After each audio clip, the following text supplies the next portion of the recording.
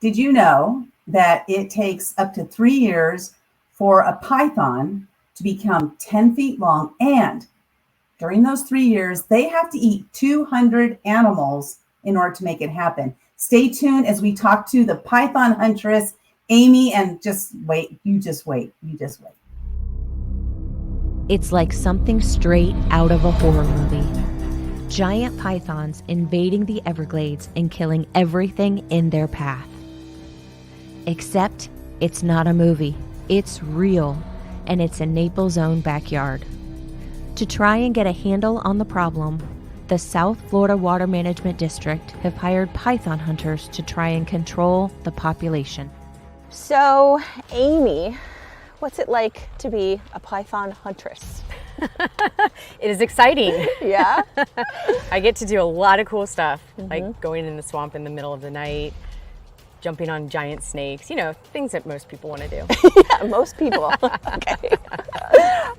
So I've always loved snakes and reptiles for some reason. I mean, why couldn't it be kittens and puppies?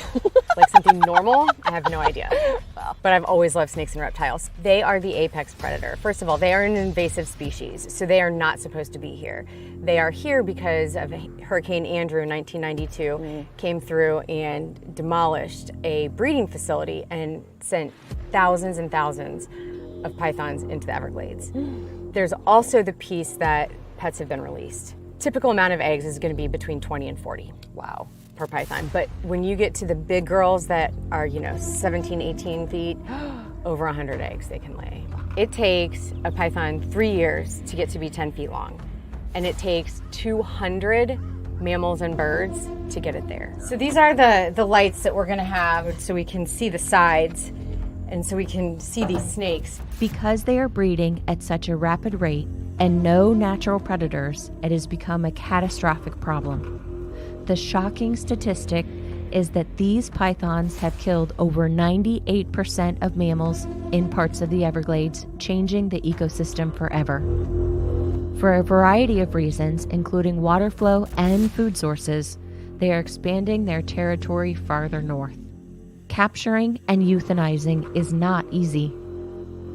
The scariest catches are actually the water catches. Oh. Because when they're in the water, I mean, they're quick. First of all, you have to be fast, and right. You can usually only grab, whatever you can get, and it's usually not the head. And so every time I've done a water catch, somebody else has had the tail, like they just grab the tail and they're holding on for dear life. I am in the water, feeling around, trying to find the head on it. And I have and I'm basically, my face is right in the water. Right. I don't know where the head is. If it comes up and bites me and I get a tooth in my eyeball, like I'm blind. They have huge teeth, not venomous, right, but huge teeth.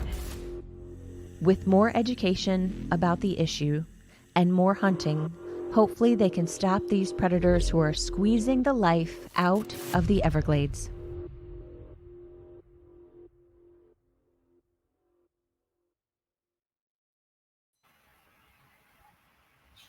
I just don't even know what to say. Oh my gosh, Amy, first of all, I'm so glad you're here because I have so many questions. We don't have a whole lot of time to ask all of my questions, of course. But first, doing this kind of work, when you were showing there that they grab the tail and you're putting your head in there and you have no idea where their head is going. And yeah, you could get bit. Are you scared? It's a little nerve-wracking, I'm not gonna lie. I'm really not. I've You're been human. bitten many Oh, times. you're human. I've been bitten many times. I don't recommend it. It hurts, it bleeds a lot, but, it's not the end of the world. The problem is when I'm in the water, I can't see where their head is, so I'm trying to feel up the body of the snake to find where it's headed. And, if it comes and gets me in the face, it's not gonna be a good day. Oh my gosh. How the heck did you get into this? Because I know you mentioned, why not puppies and kittens, reptiles. I'm going to just put it right out there. I have never touched a snake before because they just look so gross. And I know that I'm not alone. Oh no, you're in the majority. Trust me. Okay. I am not the normal one. I know this and I'm okay with it. Yeah. So My dad put me in a creek when I was little, and he taught me how to catch all kinds of critters, and snakes were one of them. And I just had this crazy obsession with and fascination with these snakes. And it's just something that, snakes have always been a part of my world since then. I even in college, I volunteered at the Toledo Zoo. I did, exotic pet, exotic vet. I was a breeder. And so it's always just been a part of me for whatever reason. So I've just rolled with it. So then I learned Okay. about the problem down here in Florida. I mean, I was a real estate broker for 13 years, and I learned about the problem down here in Florida, and I came to check it out. And I went on a hunt, and I caught a python, and I said, "This is it. This is what I'm supposed to be doing." Because now this crazy hobby that I have can be way more than a hobby. It can actually help Florida with this colossal problem and helping them get rid of these huge pythons that are eating Florida. Oh gosh. Now, do you have any idea how many are out there? Because you said one snake will lay 100 eggs. Is that what you said? Yeah, some of the big ones that are, over 15, 16 feet will absolutely lay 100 eggs. It's estimated that there are between 100,000 and 300,000 out there. So that's just kind of the best estimate that we have because, most of the Everglades, it's inaccessible to humans. So we just have kind of a small amount to work with. But yeah, there are a lot of them out there. How many square miles do they encompass like that they're in? It's about 7 million acres. 7 million acres. I don't know what that means in square miles. Do you have any idea?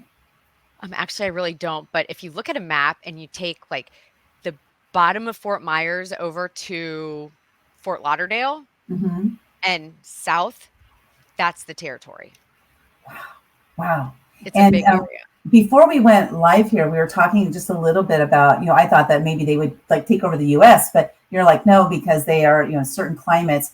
And so how far do you see that they might possibly go north and east, I guess? Because they're on the West Coast? I don't really know the They Florida. are, yes. On the west. All the way across the bottom part of the state. And well, the reason that they've survived so well here is because we have the subtropical climate like they do in Southeast Asia. And that's what they need because we rarely get down, in the 40s. Actually, Christmas, we might. Merry Christmas. For one day. Yeah, for the one day every 5 years. But so they need to have the warmth and the humidity all year long in order to be able to survive. Now, the problem with these snakes is that they are incredibly adaptable. And so there was a cold snap that came through in about 2010, I think it was, before I was here. And it really did kill a lot of the pythons. However, the ones that survived were smart. They burrowed further underground, even though that's not their nature. They did it anyways. And so they kind of emerged and, they have the stronger, better genes. So that those are the ones that are breeding now. So if they start learning how to hibernate and brumate, then we could be dealing with a whole different ballgame. So it's going to take a very long time. This isn't something that's going to happen in the next 5 or 10 years. It'll take a lot longer than that. But in order to get north of Central Florida, it's going to take a lot. So as far as the ecosystem goes, because we're balanced, the earth is balanced in different ways, the ecosystem, and how are they overtaking and what are they doing to the ecosystem where they are? Well, the biggest problem that we see right now is that 98% of the mammals are gone in parts of the Everglades because of them. We also have Wait. You said 98? 98. Wow. In different parts of the Everglades. So, we're seeing marsh rabbits are almost non-existent. Raccoons have declined incredibly. They eat bobcats, they eat panthers, they eat deer, they eat everything. So they also eat rats and birds and things that our native snakes eat. So they're actually competing for food with our native snakes. Oh, wow. So it's just this whole mess. And as far as the actual impact that it's going to have on the ecosystem, we don't know exactly what that's going to look like. It might not happen for a few years that we know how that's actually going to impact. But when mammals are taken out of one area, there's so many other things that happen that change. And again, it's not an overnight type change. but Right. it's gonna kind of I foresee it being something pretty colossal and kind of like the pythons. Like this was an issue since, say 92. And that's 30 years ago. Hmm. So, but we didn't even realize that it was a problem. Every time a python would be caught, it was like, oh, hey, somebody's pet got out or, whatever. And then Right. in 2002, they found the first hatchling. And they said, wait a minute, nobody's letting their $200 little python just go in the Everglades. We might have a problem. And but then they said, oh, hey, we never see them. I don't think it's that big of a deal. And then all of a sudden it was like, wow, it is so far out of control right now that I don't know that we're ever going to get it under control. But I feel like that's how we're going to see the issues that we're going to start having with the ecosystem. Wow. Now, because you mentioned 98%, the mammals gone. So, do you foresee them eating themselves? I mean, if they eat all the mammals, what are they going to eat? Because they're not foragers, right? Correct. And they're not cannibalistic either. Some snakes eat other snakes, but pythons do not. So Okay. it's what we've seen though. So on the West Coast, or I'm sorry, on the East Coast in the Miami area, where this is kind of the epicenter, that's where the majority of these mammals are gone. But what we've seen is they have been moving north and east, and that's where we've over on the east, or gosh, I'm sorry, I keep mixing these up. On the west side where Naples is, we've got a lot more land rather than sawgrass. We've got a lot more mammals, and we have much bigger pythons. So they're just kind of moving with the food. So I mean, I don't know what's going to happen once all. I don't know. Are we just prolonging extinction for some of these species? By catching the pythons and saving some of these mammals. I don't really know. Yeah, well, that's just fascinating. I do have a question. You have this picture of you here, and you're not like 7 feet tall or anything like that, right? No, You're I'm very 5'4". petite. Yeah. So you're very petite, and you're handling like how many pounds would you say this one is right here, and how long was it? Let's see. I think this was an 11 or probably 11 and a half feet, and I don't know, maybe 25 pounds, 30 pounds, something like that. Oh, he's just a little one. Yeah, he's no big deal. So what's the biggest python you've caught? Because I think you mentioned that you were shooting for a size. You thought that one was a certain size, but it was just a little bit short of that. Yeah, so my biggest one that I've caught was 17 feet 3 inches, and she was 110 pounds. So, and I'm 120. I think all of the United States know 5'4", 120. That's what I am. So she was 10 pounds, less than me, but I caught her by myself. That was, Oh, by yourself? yes. What? How? That Okay, how? was I want you to walk me through that. Like, okay. walk us Okay. through that. Okay, how do you catch a snake almost your same? Well, actually, a lot taller than you, but almost your same weight. How the heck do you do that? Well, let me go back a little bit because when I first moved here and I first was hired, it was like 3 months into it, and I came upon a 16 or 17-foot python by myself. And there was no way. I didn't have any of my, little tricks. I didn't really know a whole lot. The biggest one I caught was maybe like 11 feet. And so I tried to do it. She was just too big and too strong, and there was no way for me to safely do this. And so I had to let her go. And I was like, "Oh, it was the worst." And I said, "This is never going to happen again. I don't hunt alone all the times, but I do sometimes. So how am I going to prevent this from happening?" So I went back, and in the vet business, we used to put a, dark cover over the faces of animals to calm them down. So I thought, maybe this could work for a python. So I had this little drawstring bag hanging on my closet. And I thought, I wonder if that could work. So I practiced it with some 12 and 13 footers in my backyard that I had caught. And I would put the drawstring bag over it. It was perfect. They just stopped moving. It was amazing. So I thought, all right, I got this. So it's midnight. I'm driving down Highway 41, which is a 2-lane highway. There isn't any traffic. I see this huge snake periscoping, and it's when they kind of stick their heads up And so you can see their white bellies because it's like they're looking across the street.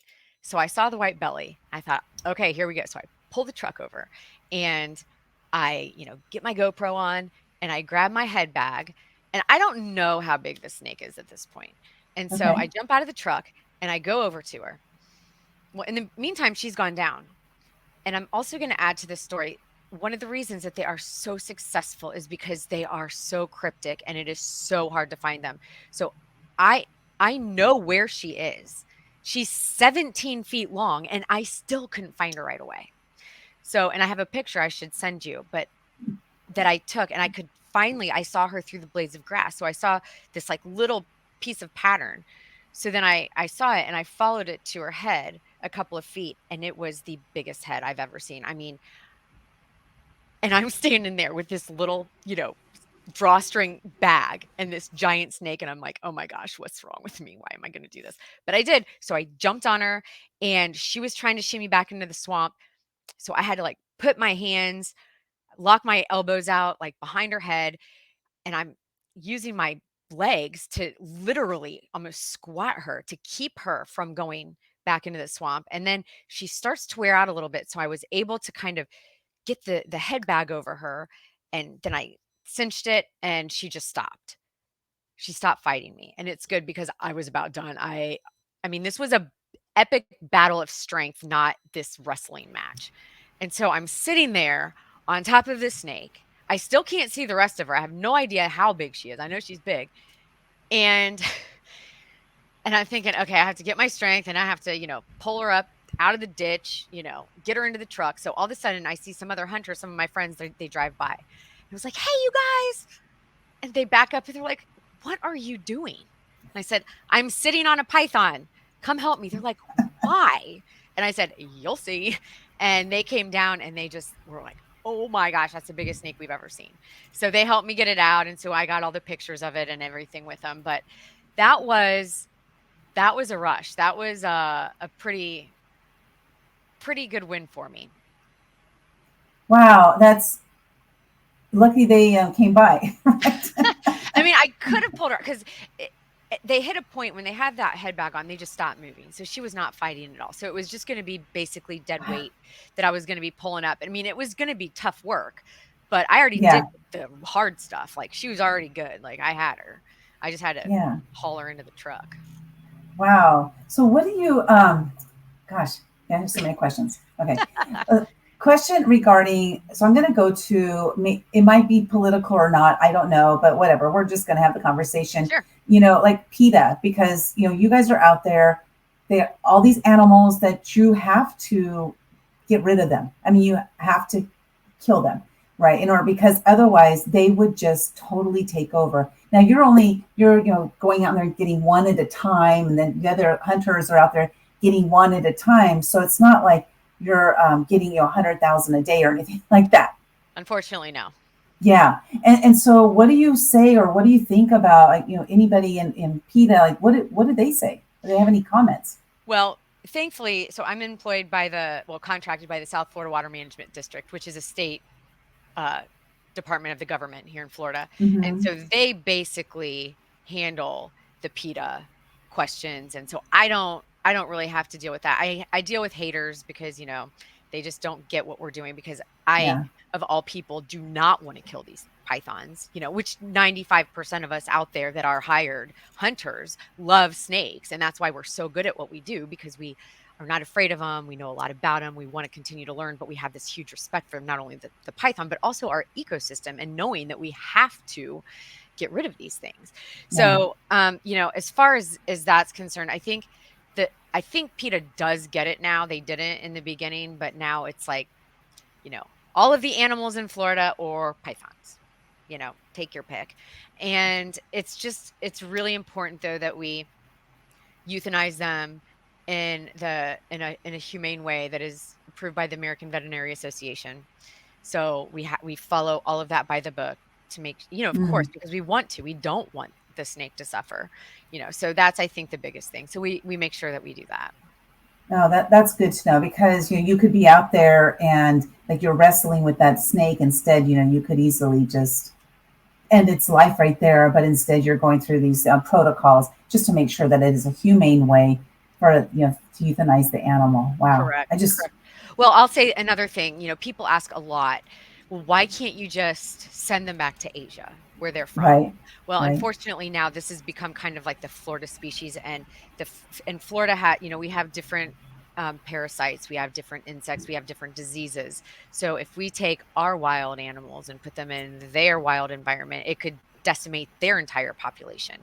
And not to mention the expense. I don't know how you're going to fly 100,000 snakes, some of them weighing, up to 200 pounds, Right. over there. Who's going to float the bill for that? But, then other people say, well, why can't you just rehome them? Well, that was the problem in the first place.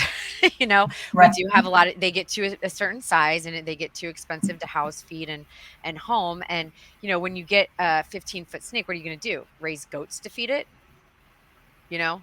Feed it Yeah. Oh gosh. chickens and rabbits, and how are you going to have a space the size of a 1,200 square foot house to put all of your snakes in, and when they breed, so there's no good way to handle this. And the sad thing is that it's not their fault that they're here. It's our fault. It's 100% Yeah. our fault. But they can't be here because they're gonna destroy Florida, so we don't have a choice. Yeah, well, we're lucky that you're over there, fortunate that you're over there, helping to take care of this. How many other hunters are there that you know of or that are working with you on this? There are 100 of us that are hired through the state, and That's a lot. that's what we're going to cap it at. I mean, even though there's 7 million acres, the funny thing is accessibility is a big problem. There just aren't that many roads and levees that go through the Everglades, and that's what we have to do. We have to wait for these pythons to be on the move. And so at night we get our trucks, we get our lights, we load people in the back, and we're going like 5 miles an hour down these roads and levees with our lights, looking for these pythons that are on the move, that are hunting, that are whatever, they're shedding, whatever they're doing, but they're moving. These pythons spend 85% of their time not moving. So that's why it's so hard to find them. But if they don't come up to the roads, if their little territory is not by road, we're never going to see them, because you can't just walk through the swamp and start, chucking them out. That's what I thought when I moved here. Right. Oh yeah, I'm going to walk through the swamp and just start like flinging these things all over the place. It took me 6 weeks to catch my first one. I also didn't know it was the worst time of the year, but whatever. Yeah. But so it's very, very difficult to find these things. It's crazy how hard it is. Yeah. Wow. That's amazing just to think about how, first of all, that amount of land, and it's inaccessible, and there so many of them. We say 100 to 300,000 of them. That's estimate, of course. Well, we're going to play this right now, and then we're going to talk about it. Okay, just watch this. Watch Okay. her.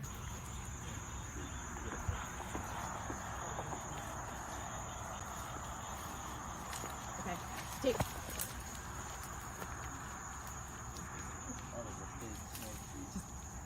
I've got them out. Yep, rough around a couple times. Okay. Yep. Go ahead. Cut it off. Okay. Cut it off? Yep. And I'm gonna need your help. He's starting to go. Somebody grab that and Grab him. Holy fuck, he's big. Yep, out of there. There's a big tan dog. He's not leaving. I got him.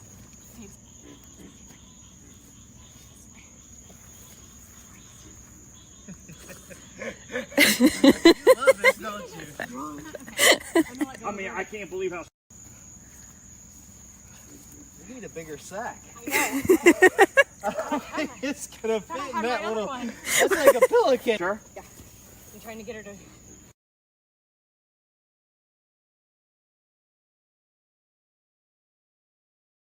Craziness. Oh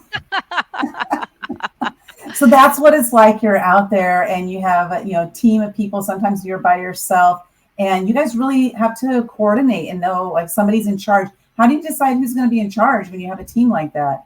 Well, it's kind of individual case basis. So that was an interesting situation. So I do guided hunts now, and they were some people that were coming along for the ride, and literally, now I do a lot of auctions too. So I've raised like $285,000 so far for charities around, the Southwest Florida.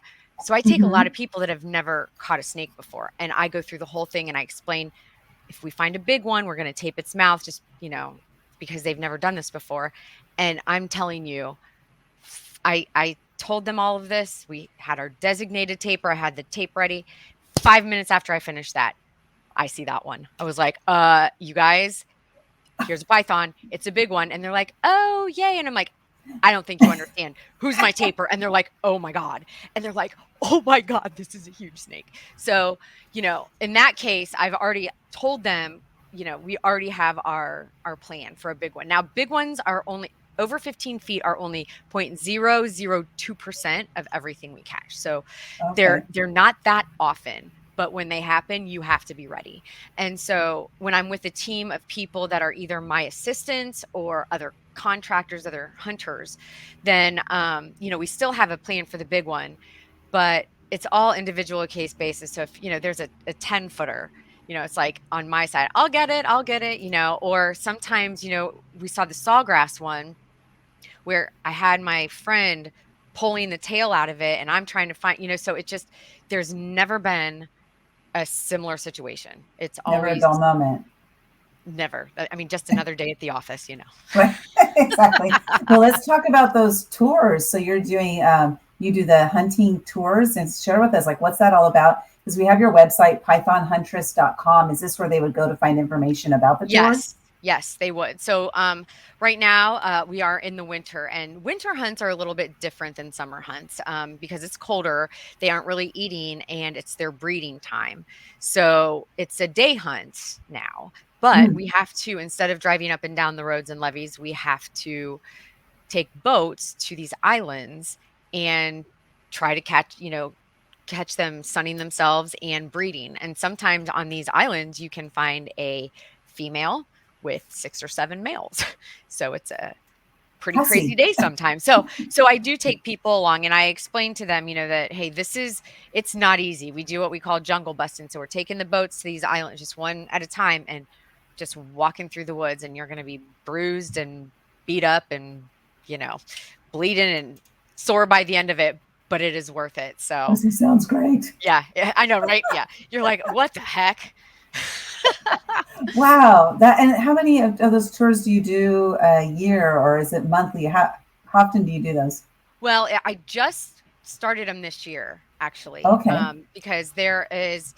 Because I work for the state, I'm not technically allowed to do the tours while I'm on the clock, of course. As long as I'm, licensed and insured and I follow all the rules, I can do it. And which is what I do, obviously. So this is kind of a new thing for me, but I had so many people emailing me and asking me all the time, oh my gosh, I want to go on a hunt with you. And so I just thought, well, okay, let's do it. Let's make it happen. Well, she's on Instagram. So the videos I showed there were on Instagram. Go ahead. What is your Instagram handle? Is it Python Huntress? It's Python Huntress _Amy. Python Huntress _Amy. Yeah, go ahead. Just start with Python Huntress and I'll show up. Yeah, she'll be the only one that shows up for that. That's for sure. That's for sure. How many women, like of the 100, how many of them are women? 15 of us are women. Okay, that's a good number considering I think a lot of women probably aren't interested in snakes at all.